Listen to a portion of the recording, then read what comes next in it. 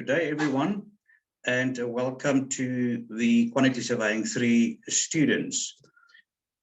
This section will be a discussion on the self-evaluation exercise, merely a guide how to actually approach the exercise. And you'll note that we've got 3 basic steps that we're going to follow. Now, in the previous exercises that were discussed, the escalation figures was given. In this one, you need to actually calculate the escalation figures. So step number 1 would be then to do the rough work. In other words, apply the percentages per trade that is given. You'll see that the values for the trades as per the bill of quantities was given. And then there's also the actual percentages for the work done up till to date in the form of percentages. There's also materials on site. And remember, the materials on site, you need to spread amongst the various work trades.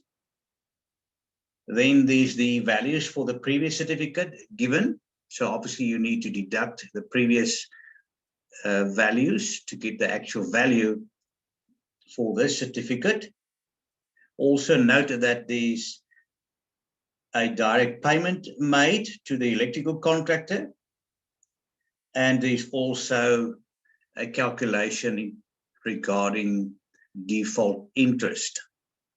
Default interest we've discussed, and that is the late payment of the previous certificate. So the employer paid the previous certificate late, not according to the JBCC terms and conditions. There's also escalation to be determined. Once you've calculated your rough work and you've determined the actual value for each work trade, you'll then have to calculate the escalation for each work group. The indices is also provided, so therefore you need to determine the escalation, apply the Hewlett formula for the main contractor and also for the 2 nominated subcontractors. In this case, we've got electrical installation as well as air conditioning. So the rough work is almost prelim calculations or your side cost calculations for the escalation and the payment certificates.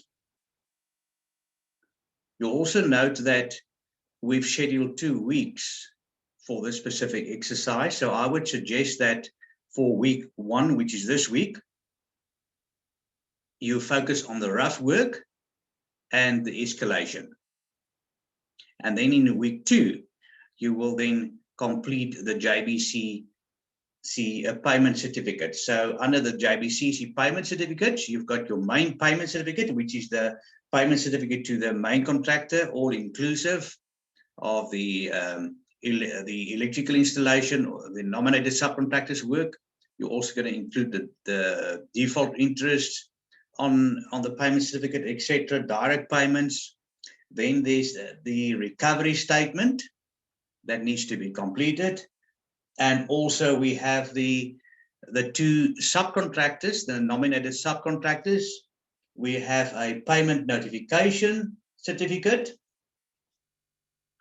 and also a payment advice certificate for both the electrical and the air conditioning contractor. Good. So if you have any queries regarding the exercise, you are more than welcome to contact me, email me during working hours, and then I will revert back to you as soon as possible. Until next time, enjoy.